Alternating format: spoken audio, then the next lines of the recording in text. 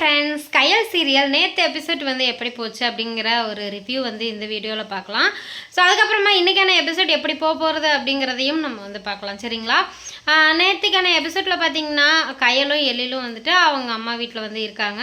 அப்போ மூர்த்திகிட்ட வந்துட்டு எழில் சொல்கிறாங்க, மேலே கோச்சிக்கிட்டது உங்கள் தங்கச்சியோட ஹஸ்பண்ட் அப்படின்னு தெரிஞ்சும் நீங்கள் வந்து கோவப்படாமல் இருந்தீங்க பார்த்தீங்களா, அதுலேருந்தே நீங்கள் உங்கள் தங்கச்சி மேலே எவ்வளோ பாசம் வச்சுருக்கீங்க அப்படிங்கிறது எனக்கு புரியுது அப்படின்ட்டு எழில் சொல்கிறாங்க. அதுக்கப்புறமா எழில் சொல்கிறாங்க, நீங்கள் கையலுக்கு அண்ணனாக பிறந்தது நீங்கள் செஞ்ச புண்ணியம் அப்படின்னு நான் நினச்சேன். ஆனால் இப்போ சொல்கிறேன், உங்களுக்கு தங்கச்சியாக பிறந்தது கையல் செஞ்ச புண்ணியம் அப்படின்னு சொல்லிட்டு எழில் வந்து சொல்கிறாங்க. உடனே எழில் சொல்கிற வார்த்தையெல்லாம் கேட்டு மூர்த்திக்கு ரொம்பவே சந்தோஷமாயிடுது. அப்போ வந்து மூர்த்தி சொல்கிறாங்க, ஐயோ என்ன மாப்பிள்ள பெரிய பெரிய வார்த்தையெல்லாம் பேசுகிறீங்க, கையல் வந்து எங்களோட குலசாமி, அவள் கிடைக்க தான் நாங்கள் வந்து கொடுத்து வச்சுக்கணும். அதே மாதிரி என் தங்கச்சிக்கு இப்படி ஒரு மாப்பிள்ளை கிடைக்கிறதுக்கு நாங்கள் எல்லாருமே ரொம்ப வந்து கொடுத்து வச்சுருக்கணும் அப்படின்னு சொல்லிட்டு மூர்த்தி வந்து சொல்கிறாங்க. உடனே எழில் இருந்துட்டு, ஐயோ அப்படியெல்லாம் சொல்லாதீங்க, என்னதான் இருந்தாலும் நான் வந்து உங்ககிட்ட அப்படி கோவப்பட்டிருக்கக்கூடாது, தப்பு என் மேலே தான் அப்படின்னு சொல்லிட்டு எழிலுமே வந்து அவங்களோட மன்னிப்பை வந்து கேட்குறாங்க. மாமாவும் மச்சானும் இதே மாதிரி மாற்றி மாற்றி மாற்றி சாரி சொல்லிகிட்டே இருக்காங்க. இல்லை தப்பு என் மேலே தான், தப்பு என் மேலே தான், அது மாதிரி மாற்றி மாற்றி சாரி சொல்லிக்கிட்டே இருக்காங்க. உடனே ஆனந்தி வந்துட்டு இடையில புகுந்துட்டு, ஐயோ மாமா இதை நீங்கள் வந்து இப்படி மாறி மாறி வந்து சாரி சொல்லிகிட்டே இருக்கீங்க, இப்போ எனக்கு பசி வந்து வயிற்ற கிள்ளுது, வாங்க சாப்பிட போகலாம் அப்படின்னு சொல்கிறாங்க. உடனே ஆனந்தியோட அண்ணி இருந்துட்டு, ஐயோ இப்படி வீட்டில் வந்து இவ்வளோ பிரச்சனை நடந்திருக்கு, இதில் நான் சமைக்கிறதுக்கே மறந்துட்டேன், ஒரு அரை மணி நேரம் இருங்க நான் சமைச்சிட்றேன் அப்படின்னு சொல்லிட்டு அவங்க சொல்கிறாங்க. உடனே ஆனந்திட்டு, இல்லை இல்லை நீங்கள் சமைக்க வேண்டாம், இவ்வளோ பிரச்சனைக்கு காரணம் நம்மளோட மாமாவும் அண்ணன் தானே, அதனால் இன்றைக்கி சாப்பாடு அவங்க பண்ணட்டும் அப்படின்னு சொல்லிட்டு ஆனந்தி வந்து சொல்கிறாங்க. உடனே வந்துட்டு ஆனந்தியோட அம்மா இருந்துட்டு, அப்படிலாம் இல்லை வேண்டாம் அப்படின்ட்டு சொல்கிறாங்க. இது என்ன சமையல்னா பொண்ணுங்க தான் பண்ணணுமா என்ன, ஆம்பளைங்களும் பண்ணலாம் அப்படின்னு சொல்லிட்டு எழிலும் மூர்த்தியும் இருந்துட்டு கிச்சனுக்குள்ளே வந்து சமைக்கிறதுக்காக போயிடுறாங்க. சரிங்க, இப்போ மூர்த்தியும் எழிலும் சேர்ந்துட்டு சப்பாத்தி வந்து சமைச்சு முடிச்சுட்டாங்க. சமைச்சு முடிச்சு எல்லாத்தையும் சாப்பிட கூப்பிட்றாங்க. அப்போ வந்துட்டு கையல் மட்டும் கோபத்தில் இருக்கிறாங்க. சாப்பிட வா கையில் அப்படின்னு சொல்லிட்டு எழில் கூப்பிட்றாங்க. இல்லை இல்லை நான் வரமாட்டேன் அப்படின்னு சொல்கிறாங்க. நான் தான் சாரி கேட்டுட்டேல அப்படின்னு சொல்லி எழில் சொல்கிறாங்க. நீ அண்ணன்ட்ட தானே கேட்டேன், என்கிட்ட நீ கேட்கல இல்லை அப்படின்னு சொல்கிறாங்க. அச்சோ சரி சாரி, எனக்கும் சாரி ஒன்றும் வேண்டாம், அப்போ வேற என்ன வேணும் அப்படின்னு சொல்லிட்டு எழில் சொல்கிறாங்க. நீ வந்துட்டு நீ செஞ்ச தப்புக்கு உன் கையாலே எனக்கு ஊட்டி விடணும் அப்படின்னு சொல்லிட்டு கையல் வந்து சொல்கிறாங்க. இது தண்டனை இல்லைம்மா, இது வந்துட்டு ஒரு புருஷனோட கடமை. சரி உங்கள் கடமையை நீங்கள் செய்கிறீங்களா அப்படின்னு சொல்லிட்டு கையல் வந்து சொல்கிறாங்க. இப்போ வந்துட்டு கையல் எழில் எல்லோரும் சேர்ந்து சாப்பிட போயிடுறாங்க. அதுக்கப்புறமா எல்லாருமே சாப்பிட்டு வந்து முடிச்சிட்டாங்க. சாப்பிட்டு முடிச்சுட்டு எல்லோரும் தூங்க போயிட்டாங்க. அப்போ இருந்துட்டு எழில் மட்டும் ரூமில் வந்து ஏதோ யோசிச்சுட்டே உட்காந்துருக்காங்க. அப்போ வந்து கையல் வராங்க. நீ என்ன யோசிச்சுட்டே இருக்க அப்படின்னு சொல்லிட்டு கையல் வந்து கேட்குறாங்க.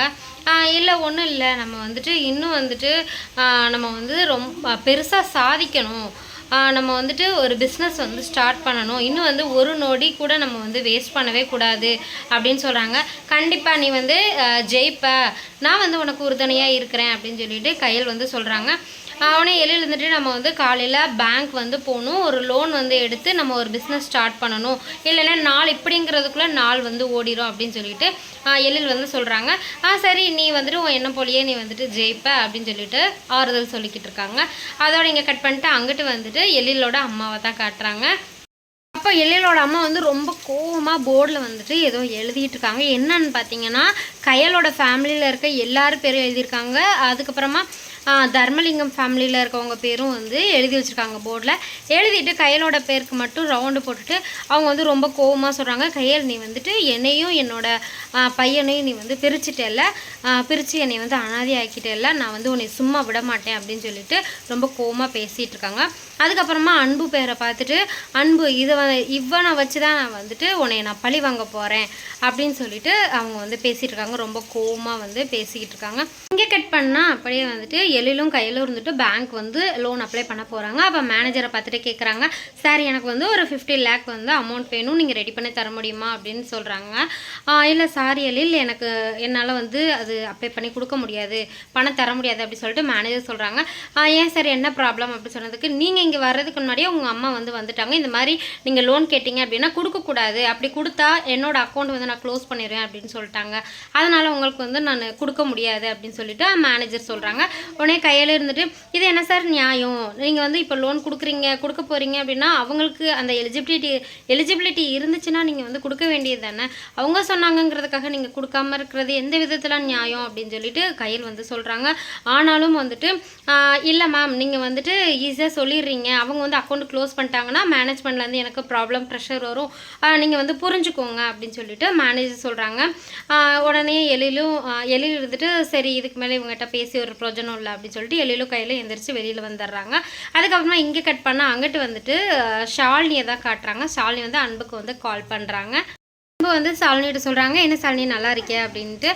உடனே ஷாலினி சொல்கிறாங்க உனக்கு என் ஞாபகமே இல்லைல்ல, நானாக ஃபோன் போட்டால் தான் உனக்கு வந்து என்னோடய ஞாபகம் வருது இல்லை அப்படின்ட்டு வந்து சொல்கிறாங்க. இல்லைம்மா இங்கே வந்து இந்த 1 மந்தில் வந்து ட்ரைனிங் முடிஞ்சிடும்ல, அதனால கொஞ்சம் ப்ரெஷர் வந்து அதிகமாக இருக்குது. அது மட்டும் இல்லாமல் ட்ரைனிங் முடிஞ்ச உடனே போஸ்டிங் கிடச்சிரும்ட்டு இங்கே ஒரு ஆஃபீஸர் வந்து சொன்னாங்க அப்படின்னு சொல்லவும் ஷாலினிக்கு வந்து ரொம்ப சந்தோஷமாயிடுச்சு. அப்படியா அப்போ வந்துட்டு போஸ்டிங் கிடைச்ச கையோடையே எங்கள் அம்மாட்ட பேசி நம்ம கல்யாணத்துக்கு வந்து ஓகே வாங்கிடலாம் அப்படின்னு வந்து சொல்கிறாங்க. அப்படியா உங்கள் அம்மா வந்து ஓகே சொல்லுவாங்களா, நம்ம மேரேஜ்க்கு வந்து சம்மதிப்பாங்களா அப்படின்ட்டு அன்பு வந்து சொல்கிறாங்க.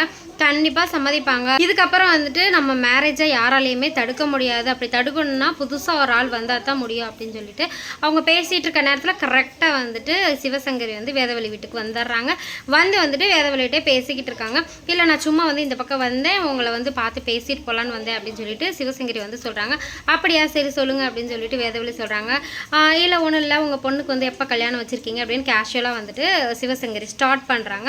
உடனே வேதவழி வந்துட்டு இன்னும் வந்து நான் அதை பற்றி எதுவும் ஃபிக்ஸ் பண்ணலை அப்படின்னு சொல்லி சரி மாப்பிள்ளையாவது யாருன்னு ஃபிக்ஸ் பண்ணிட்டீங்களா அப்படின்ட்டு வந்து கேட்குறாங்க. கேட்டுட்டு இருக்கும்போது வேதவழி என்ன இவங்க இப்படி கேட்குறாங்க அப்படின்னு சொல்லிட்டு வேதவழி வந்துட்டு தங்கி வந்து நிற்கிறாங்க. உடனே வந்து சிவசங்கரி சொல்கிறாங்க இல்லை அவங்க பொண்ணுக்கு வந்து மேரேஜ் பண்ணுறதுக்கு முன்னாடி பார்த்து பண்ணிக்கோங்க, ஏன்னா இதே மாதிரி தான் கையில் வந்துட்டு என் பையனை வந்துட்டு பணத்துக்காக லவ் பண்ணி இப்போ ஏதோ மூட்டி விட்டு என்னையும் என் பையனையும் பிரிச்சுட்டா, குலதெய்வம் கோயிலுக்கு போனாங்க, அங்கே என்னென்ன சொன்னாங்க தெரில, வந்ததும் வராதுமா அவங்க சொத்து வேண்டாம் சொந்தமும் வேணான்ட்டு என்னை விட்டு பிரித்து கூட்டிகிட்டு போயிட்டா, இதே மாதிரி தானே உங்கள் பையன் விக்னேஷுமே தேவி பின்னாடியே சுற்றிக்கிட்டு இருந்தான், இப்போ உங்கள் பொண்ணு வேறு, நீங்கள் வந்து எது பண்ணாலும் பார்த்து பண்ணிக்கோங்க அப்படின்னு சொல்லிட்டு சிவசங்கரி வந்து கீ கொடுத்துட்டு போயிட்டாங்க. உடனே வந்துட்டு வேதவழி வந்து யோசிக்கிறாங்க, உங்கள் பிள்ளையும் உங்களை விட்டு பிரிச்சிட போகிறாங்க, பார்த்து நடந்துக்கோங்க அப்படின்னு சொல்லிட்டு சிவசங்கரி சொல்லிட்டு போயிடுறாங்க. ஸோ உடனே வேதவழி வந்துட்டு ஒரு மாதிரி வந்துட்டு என்ன இவங்க இப்படி சொல்கிறாங்க அப்படின்னு சொல்லிட்டு ஒரு மாதிரி அப்செட் ஆகிருக்கிறாங்க. ஸோ இது மாதிரி தான் நேற்றுக்கான எபிசோட் வந்து போச்சு. நல்லா இருக்கிறவங்கள வந்துட்டு மறுபடியும் வில்லியை வந்து மாற்றிடுவாங்க அப்படின்னு நினைக்கிறேன். ஸோ கண்டிப்பாக இந்த எபிசோட் இப்போ நான் சொன்ன இந்த ரிவ்யூ வந்து உங்களுக்கு பிடிச்சிருக்குன்னு நினைக்கிறேன். ஸோ பிடிச்சிருச்சு அப்படின்னா கீழே வந்து கமெண்ட்ஸில் வந்து உங்களோட கமெண்ட்ஸை வந்து பதிவு பண்ணுங்கள். மீண்டும் வேறு ஒரு இன்ட்ரெஸ்டிங்கான ஒரு வீடியோ சந்திக்கிறேன். நன்றி, வணக்கம்.